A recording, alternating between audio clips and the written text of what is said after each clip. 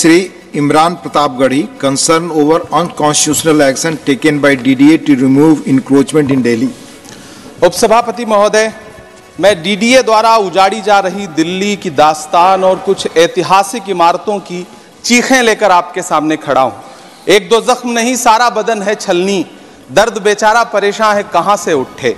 इसी 26 जनवरी को भारत के मेहमान फ्रांस के राष्ट्रपति मैक्रोन को रूहानी दिल्ली का दीदार कराने के लिए हमारी सरकार निजामुद्दीन औलिया की दरगाह पर लेकर गई थी।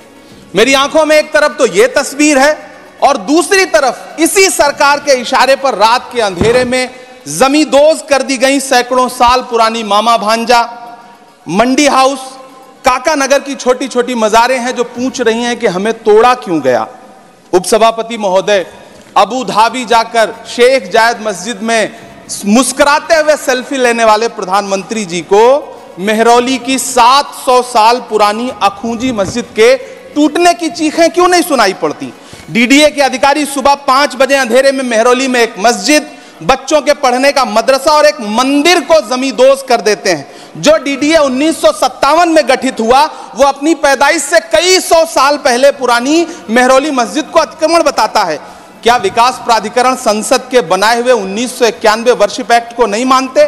संसद से 4 कदम की दूरी पर मौजूद सुनहरी बाग मस्जिद, जिसका सैकड़ों साल पुराना इतिहास है, जिसके सहन में कभी संविधान सभा के सदस्य इंकलाब जिंदाबाद का नारा देने वाले मौलाना हसरत मोहानी बैठा करते थे, वो आज एनडीएमसी को अतिक्रमण नजर आता है। जिस मस्जिद को लुटियन बसाने वाले अंग्रेजों ने नहीं ढहाया, उसे एनडीएमसी और डीडीए उजाड़ना चाहती है। आखिर कब रुकेगा यह सिलसिला? तुझको कितनों का लहू चाहिए अर्ज़े वतन, कितनी आहों से कलेजा तेरा ठंडा होगा। दूर कहीं अशफाकुल्ला खान, बीर अब्दुल हमीद, ब्रिगेडियर उस्मान की रूहें क्या सोचती होंगी? जामा मस्जिद की वो सीढ़ियां क्या सोचती होंगी जहां खड़े होकर कभी मौलाना आजाद ने लोगों को अपनेपन का यकीन दिलाया था। गैजेट, हेरिटेज, सैकड़ों साल का वजूद क्या हमारी संस्थाओं के लिए कोई मायने नहीं रखते?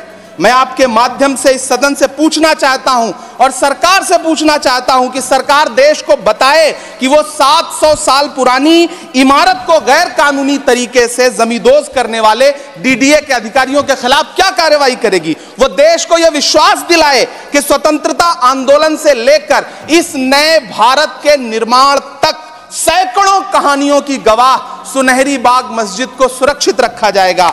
विरासतों को सहेजा जाता है, उनसे नफरत नहीं की जाती, उन्हें उजाड़ा नहीं जाता। धन्यवाद। Thank you.